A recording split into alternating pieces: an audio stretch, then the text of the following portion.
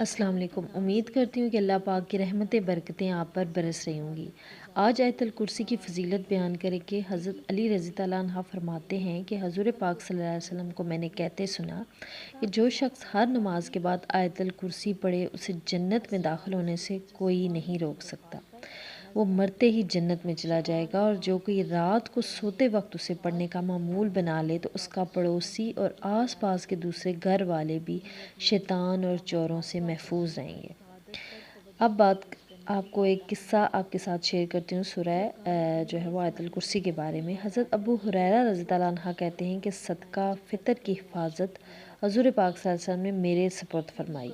एक शब एक आने वाला आया और गल्ला भरने लगा तो मैंने उसे पकड़ लिया। मैंने कहा कि मैं तुझको हज़ूर पाक सल्लल्लाहु अलैहि वसल्लम की खिदमत में पेश करूँगा। तो वो कहने लगा कि मैं मुहताज हूँ, सख्त जो हूँ हाजतमंद हूँ। तो मैंने उसे छोड़ दिया।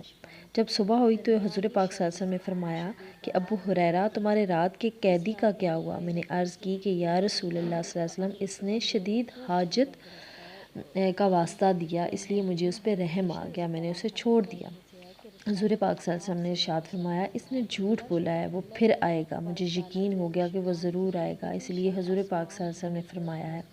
चुनांचे मैं उसका इंतज़ार करने लगा कि इतने में वो आ गया और गल्ला फिर भरने लगा। मैंने उसे पकड़ लिया और कहा कि मैं तुझे हज़ूर सल्लल्लाहु अलैहि वसल्लम की खिदमत में पेश करूँगा। तो वो फिर से कहने लगा कि मुझे छोड़ दो, मैं मुहताज हूँ, मैं अलदार हूँ, अब नहीं आऊँगा। मुझे रहम आ गया, मैंने उसे फिर छोड़ दिया। जब सुबह हुई तो हज़ूर पाक सल्लल्लाहु अलैहि वसल्लम ने फरमाया, अबू हुरैरा, तुम्हारे कैदी का क्या हुआ? मैंने अर्ज़ किया, हज़ूर, इसकी गिरफ़्तारी पर आज फिर मुझे रहम आ गया और मैंने उसे छोड़ दिया। हज़ूर पाक सल्लल्लाहु अलैहि वसल्लम ने फरमाया कि उसने झूठ बोला, आज फिर वो आएगा। मैं उसके इंतज़ार में था कि वो आया और गल्ला भरना शुरू कर दिया। तो मैंने उसको पकड़ लिया और कहा कि 3 मरतबा तो तू कह चुका है कि मैं नहीं आऊँगा, मगर फिर आ गया। अब मैं तुझे हज़ूर पाक सल्लल्लाहु अलैहि वसल्लम की खिदमत में लाज़मन पेश करूँगा। तो कहने लगा, तुम मुझे छोड़ दो तो ऐसे कलमात सिखा दूँगा जिनसे अल्लाह ताला तुमको नफ़ा देगा।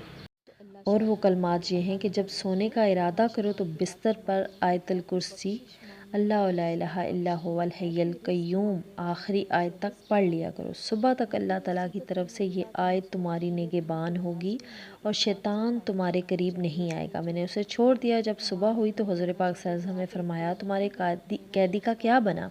तो मैंने अर्ज़ की कि उसने मुझे चंद कलमात सिखाए जिनसे अल्लाह ताला नफ़ा देगा। तब हज़ूर पाक सल्लल्लाहु अलैहि वसल्लम ने फरमाया, ये बात उसने सच कही, हालांकि वो बड़ा झूठा है। तुम्हें मालूम है कि 3 रातों से तुम्हारा मुखातिब कौन है? मैंने अर्ज़ की कि नहीं। तब हज़ूर पाक सल्लल्लाहु अलैहि वसल्लम ने फरमाया कि वो शैतान था।